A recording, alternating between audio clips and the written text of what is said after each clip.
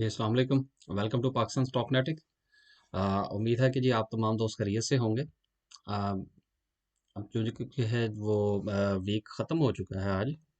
तो मैंने चंद दिन पहले आपसे ज़िक्र किया था कि मैं इंशाल्लाह टाइम निकाल के तो वेव्स और सिंगर का जो है वो थोड़ा बहुत कंपैरिजन करने की कोशिश करेंगे। तो आज थोड़ा टाइम मिला है तो चलें इसके बारे में थोड़ी सी बात करते हैं और चलते हैं और देखते हैं कि किसकी क्या पोजीशन है। देखिए वेव्स और सिंगर के हवाले से थोड़ा सा कंपैरिजन जो है वो इसलिए बनता है, हालांकि दोनों के जो चंद प्रोडक्ट्स ऐसी हैं जो कि सेम हैं।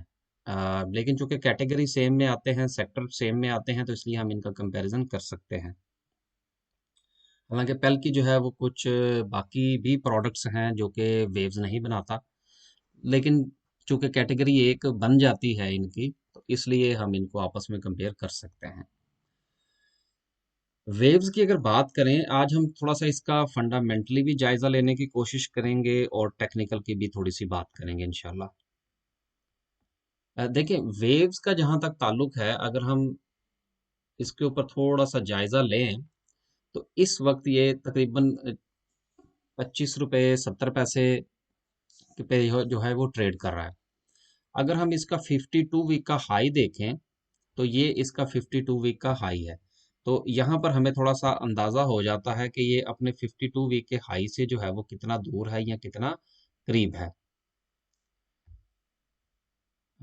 1 मिनट जी, जरा ये मैं थोड़ा सा इसको सेट कर लूँ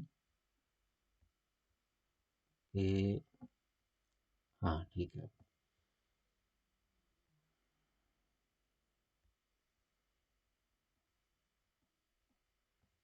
जी, तो ये जो है ये अपने 52 वीक से तकरीबन थोड़ा अभी पीछे है, जो कि 30 के तकरीबन लगा के तो ये वापस आया। खैर, अगर हम इसकी इक्विटी शिक्विटी की बात करें, थोड़ा सा जायजा लेने की कोशिश करें, ये इंशाल्लाह जो इसके बाकी के मामलात हैं ये दोनों का कंपैरिजन साथ साथ रख के तो फिर हम इंशाल्लाह वहां पे देखेंगे। ये इसका प्रोफाइल है। इक्विटी की बात करें तो इसका जो फ्री फ्लोट है वो तकरीबन 45% का है। ठीक है, फ्री फ्लोट के हवाले से मैंने पहले काफी बात हो चुकी है। और अगर हम इसके साथ जायजा लें पेल का, ये मैं तो कोशिश करूंगा कि साथ ही एक एक चीज का जो है थोड़ा थोड़ा सा जायजा लिया जाए ताकि थोड़ा सा कंपैरिजन करने में आसानी हो। पेल की बात करें तो ये अपने 52 वीक के हाई से तकरीबन उतना ही दूर है, या जितना लगा के आया है जितना कि तकरीबन वेव्स है। उसके बाद अगर हम इसकी प्रोफाइल देखें, आ, उसके बाद इक्विटी की बात करें तो देखिए इसका जो फ्री फ्लोट है वो 50% का है। यानी कि अगर हम फ्री फ्लोट की बात करें तो दोनों का तकरीबन तकरीबन मिलता जुलता ही है, 5% का फर्क है। उसके बाद फाइनेंशियल्स की बात करें, एनुअल को अगर हम देखें तो इसकी जो ईपीएस रही है वो तकरीबन 27 पैसे की है। और वेव्स जो है अगर हम उसकी बात करें तो उसकी जो है वो 2 रुपए 2 पैसे की है। ये कहीं गलत तो नहीं हो गया? शॉकिंग है मेरे लिए थोड़ा। वेव्स की मैं ज़रा दोबारा देख लूँ जी, कहीं गलत तो नहीं हो गया। पेल की नहीं जी, ठीक है। तो यहाँ साइड बाय साइड भी होगा तो उस पे हम देख लेते हैं। देखें जी वेव्स जो है, आ, ये थोड़ा सा बिल्कुल इजी है यहाँ पर। ये दोनों का जो है वो तकरीबन सेक्टर एक जैसा है, थोड़ा सा फर्क है उसको हम इग्नोर कर सकते हैं। ट्रेड प्राइस जो है इसकी 40.88 और इसकी 25.70 है। फेस वैल्यू को देखा जाए तो दोनों की एक जैसी है, दोनों में कोई फर्क नहीं है। अब देखिए यहाँ पर जो अर्निंग जो है वो ईपीएस जो शो हो रही है यहाँ पर, और जो ईपीएस हमें शो हो रही है पाकिस्तान स्टॉक एक्सचेंज की वेबसाइट पर, इसमें हमें थोड़ी सी अ, अ, जो है वो फर्क नजर आ रहा है। अब ये फर्क क्यों है? क्योंकि ये यही वजह है कि अक्सर दोस्त अहबाब जो मुझसे कहते हैं जी कि आप वेबसाइट्स को विजिट किया करें, मैं इसलिए नहीं करता कि उनके अंदर जो है वो थोड़ा फर्क निकल आता है और आपकी सारी की सारी कैलकुलेशन जो है वो धरी की धरी रह जाती है। अब देखिए यहाँ पर जो पेल की ईपीएस हमें शो हो रही है 2019 की, वो 27 पैसे है। ठीक है, और इस वेबसाइट पर जो हमें शो हो रही है वो लेटेस्ट ईपीएस जो है वो 1.77 है। ये वेव्स की ठीक है। तो अब ये ऐसा प्रॉब्लम है कि जिसकी वजह से कैलकुलेशन इधर उधर हो जाती है। अब देखते हैं कहीं इन्होंने क्वार्टर वाली वहां तो फीड नहीं कर दी, क्वार्टर वाली भी फीड नहीं की। उसको रहने दे जी वेबसाइट को, माजरत। ये बहरहाल ये मुझे पहले नहीं पता था, ये तो अब मैं पहले वीडियो बनाता रहा हूँ, मैं उस वेबसाइट को कोड भी करता रहा हूँ, लेकिन मसला ये था बेसिकली कि वहां पर जो दोनों चीजें साथ साथ थी, तो मैंने कहा चलो उसको कोड कर लेते हैं। अब बंदा क्या कोड करे यार किसी चीज को, इसलिए ना मेरी कोशिश ये होती है कि बराए मेहरबानी, अब ये बात सामने ही आ गई है, किसी भी वेबसाइट पर मास वाई पाकिस्तान स्टॉक एक्सचेंज की वेबसाइट के किसी भी वेबसाइट पर ना रिलाई ना किया करें। और वो पता नहीं कैसे अपडेट करते हैं। ये मैं इसको बंद कर रहा हूँ जी। अब ये थोड़ा सा जायजा ही ऐसे ही ले। अब देखिए अगर हम एनुअली बात कर लेते हैं कि एनुअली अगर हम देखें तो दोनों की जो ईपीएस है 2019 का अगर आप पूरा जायजा लें तो इसकी जो ईपीएस है पेल की वो 27 पैसे निकलती है। जबकि इसके अकॉर्डिंगली अगर हम वेव्स की बात करें तो इसकी जो है वो 2 रुपए निकलती है। तो दैट्स अ बिग डिफरेंस, एक चीज। दूसरी चीज ये है, देखिए जिस वक्त हमने किसी चीज का जायजा लेना होता है तो फिर हमारी कोशिश होती है कि कम से कम पिछले 2 3 4 साल का डाटा चूंकि इजीली पाकिस्तान स्टॉक एक्सचेंज की वेबसाइट पर अवेलेबल होता है, तो उन सब का जायजा ले लेना चाहिए। अब देखिए 2019 में 2 रुपए, 2018 में भी 2, 2017 में 1.64 और 2016 में भी 2। यानी कि अगर आप इसकी कंसिस्टेंसी देखें वेव्स की, तो आपको एक कंटिन्यूटी नजर आती है। ठीक है, इतना इजाफा तो नहीं है लेकिन डिक्लाइन भी नहीं है, वो एक स्मूथली जो है वो सरवाइव कर रही है। अगर हम पेल की बात करें और इसका जायजा लें कि पिछले साल 4 साल में इसकी क्या कारकर्दगी रही है, तो आप ये देख सकते हैं कि 27, 98, 2.71 और 3.95। अब देखिए दो चीजें होती हैं। एक चीज ये होती है कि कंपनी जो है वो डिक्लाइन की तरफ जा रही है। अब देखिए मैं ये डिक्लाइन का जो लफ्ज इस्तेमाल कर रहा हूँ, अब इनकी जो ईपीएस कम हुई है पेल की, उसके पीछे काफी सारे जो है वो मामलात जो है वो कार फरमा थे, उनके प्रोजेक्ट्स और बाकी सारी चीजें। लेकिन फिलहाल जो है वो मैं सिर्फ और सिर्फ बात कर रहा हूँ जो हमारे सामने ईपीएस है। ठीक है सर। अब देखिए 2016 में तकरीबन 4 रुपए, 2017 में 2.75 रुपए, 18 में 1 रुपया और 19 में 27 पैसे।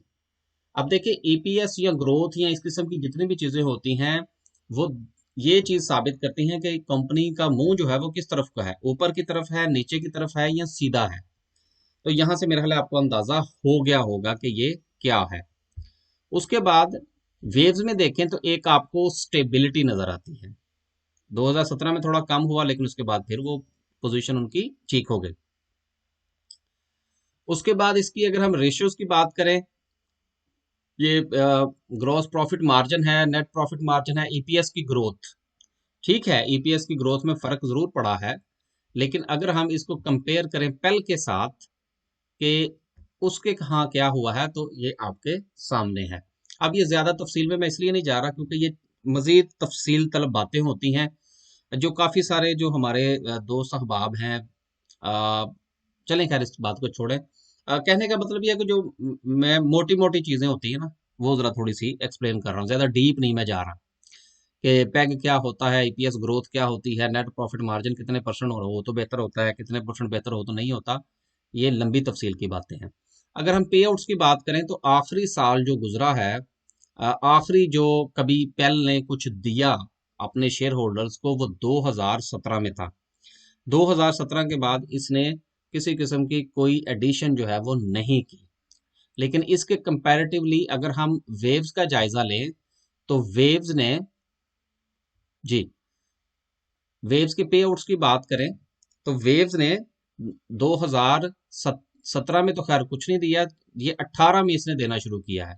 ठीक है, तो 18 में इसने 2 बार डिविडेंड दिया, सॉरी 3 बार दिया जी, माजरत, ये 3 बार जी इसने डिविडेंड दिया। ठीक है, जो कि 12.5, 12.5, 25 और 15 तकरीबन 40% का डिविडेंड इसने 2018 में दिया है। 2019 में इसने सिर्फ 15% का दिया, और बल्कि वो बोनस था। ठीक है, तो कहने का मतलब ये है कि इस तरह के जो मामलात है, इनको सामने रख कर ही हमने फैसला करना होता है।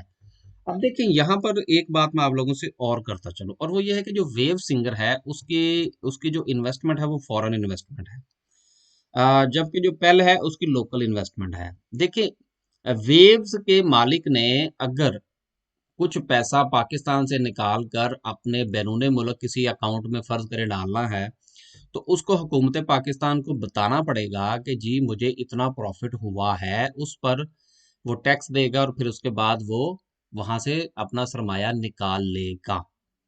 जबकि पाकिस्तान के ये जो पेल है इसके जो ऑनर्स हैं वो पाकिस्तानी हैं, उन्होंने पैसा निकाल के बाहर नहीं लेकर जाना। आगे आप लोग खुद समझदार हैं। ठीक है सर, आगे चले जी।